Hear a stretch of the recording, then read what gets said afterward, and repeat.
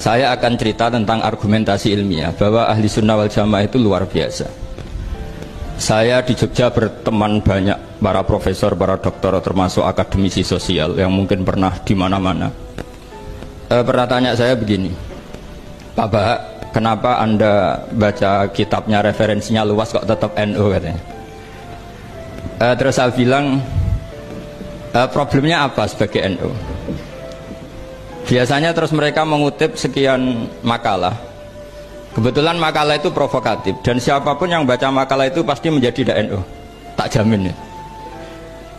Kalau di Jogja misalnya di satu penerbitan, saya termasuk di dalamnya, itu pernah diperbandingkan kitabnya Said Muhammad Mafahim Yajibu an Sohah dengan kitabnya Bin Bas, judulnya Hadihi Mafahimuna.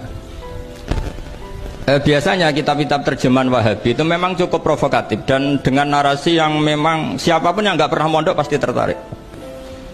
Misalnya begini, cerita bid'ah misalnya, Iyyakum wa muhdatsatil umur fa inna kulla bid'atin dhalalah wa kulla dhalalatin finnar, misalnya gitu. Wa kulla muhdatsatin bid'ah wa kulla bid'atin dhalalah wa kulla dhalalatin finnar. Ada yang baca wa kullu bid'atin dhalalah wa kullu dhalalatin finnar. Terus beliau meneruskannya begini, kata Bin Bas, hadza huwa Rasulullah hakama bi annal bid'ah kullaha dhalalah. Terus diteruskan wa jarra asy-Syafi'i faqasama ila hasanatin wa dhalalatin wa sayyi'atin. Jadi dengan narasi seperti itu orang itu tahu bahwa Syafi'i itu kurang ajar tenan gitu, kira-kira gitu. Jadi dia ini Rasulullah yang mengatakan semua bid'ah ini dhalalah, tapi Syafi'i lancang dengan membagi ada dhalalah, ada sayyi'ah, ada hasanah, ada sayyi'ah. Ini aneh katanya. Wong Rasulullah yang nabi saja bilang satu semuanya dhalalah, kok dia bilang dua gitu. Diredaksikan Jaro'ah, kira-kira makna sedannya yang lama atau berani. Sehingga orang mesti tanya, kenapa sih tidak ikut Rasulullah saja? Tapi ini satu ilmu, setidaknya ilmu perdebatan, bukan ilmu hakiki, karena kita tidak tahu yang diridhani Allah yang mana.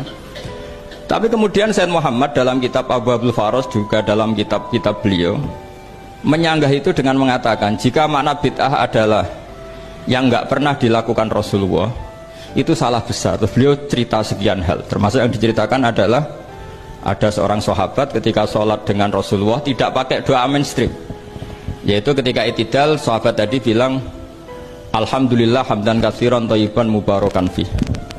Setelah itu setelah Nabi habis sholat tanya ayyukumul qail, siapa tadi yang melafadzkan itu? Semua sahabat diam karena takut disalahkan. Tapi apa yang dikatakan Nabi? Tidak, saya tidak akan menyalahkan. Saya tadi melihat isna asyara malakan. Saya tadi melihat 12 malaikat. Yabtadirunaha ayyuhum yaktubu awwalu. Semuanya itu bergegas siapa yang nulis awal. Terus kata sahabat tadi, ha anada ya Rasulullah. Padahal ini satu kalimat yang bahkan Rasulullah tidak mengajarkan, dan Rasulullah bahkan iskal kenapa ada kalimat itu. Tapi toh dibenarkan oleh Allah dan Rasul.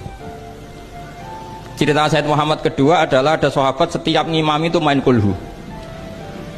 Wah, ngimami apa saja main kulhu. Singkat cerita makmumnya itu gerutu, ini orang kok main kulhu terus ini. Setelah dilaporkan ke Rasulullah, ditanya sama Rasulullah, kenapa kamu main kulhu? Ini dilaporkan ke saya. Kata si musolli tadi, imam tadi, li annaha sifatur rahman, karena dalam surat itu semua sifatnya Allah, maka fa'ana uhibbuha, saya senang itu. Apa kata Rasulullah? Saya disuruh bilang Allah ke kamu bahwa Allah mencintai kamu karena kamu mencintai kulhu. Terus keterusan sampai sekarang itu orang-orang NU baca kulhu terus itu. Karena sekali baca idza samsu kuwirat mesti keponting gitu. Tapi artinya itu dibenarkan Rasulullah min ghairi sabqi ta'limin minhu, tanpa ada pelajaran dari beliau. Runtuhlah teori bid'ah bahwa bid'ah adalah semua yang nggak pernah dilakukan Nabi, diajarkan Nabi. Nyatanya beberapa kali Nabi membenarkan sesuatu yang belum pernah diajarkan oleh beliau. Masalahnya adalah tidak semua orang baca kitabnya Said Muhammad atau baca tidak paham. Nah, sementara kitab Hadihi Mafahimuna itu diterbitkan secara masif oleh pemerintahan Arab Saudi dan ada terjemahnya lagi, sehingga yang nggak bisa Arabnya bisa terjemahnya.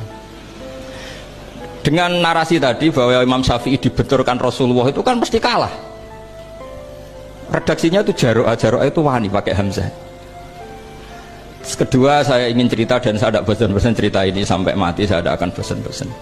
Ada kemandirian al-hujjatul balighah dalam diri kita sebagai ahli sunnah. Begini misalnya, kalimat la ilaha illallah adalah kalimat yang orang kafir 80 tahun saja kalau melafadzkan itu menjadi soro mukminan. Lah ini kita tahlil yang sudah muslim hanya karena kalimat thayyibah justru menjadi kafir. Ini kan madzhab aneh. Yang kafir puluhan tahun iyan tahu yufar lahum maqad salaf bihadil kalimah. Ini kita karena tahlilan sampai nyekel patok menjadi kafir juga karena la ilaha illallah. Ini aneh. Kata kalimatun sing yakunu bihal kafiru musliman jadi kalimatun yakunul mukminu biha kafirun. Ini kan kaidah yang aneh. Nah, saya ingin kalau ahli sunnah yang seperti ini sudah mandiri, sudah sehat, ya baguslah seperti itu. Terus yang terakhir, kenapa ditambahi an-nahdiyah? Ya seperti yang dikatakan moderator tadi. Di terminologi internasional itu kalau ahli sunnah pokoknya yang tidak sabus sahabat ahli sunnah. Sehingga Wahabi, Muhammadiyah, Ikhwan semuanya ahli sunnah wal jamaah. Karena kalau di media internasional asal tidak syiah itu ahli sunnah. Hanya itu saja perbandingannya. Kalau ikramus sahabat ya ahli sunnah, kalau sabus sahabat ya syiah. Problemnya adalah kita tidak ikut kelompok besar ahli sunnah yang mainstream di internasional karena mereka anti wasilah, anti tahlil. Sehingga terus Indonesia bilang ditambahi ahli sunnah wal jamaah an-nahdiyah.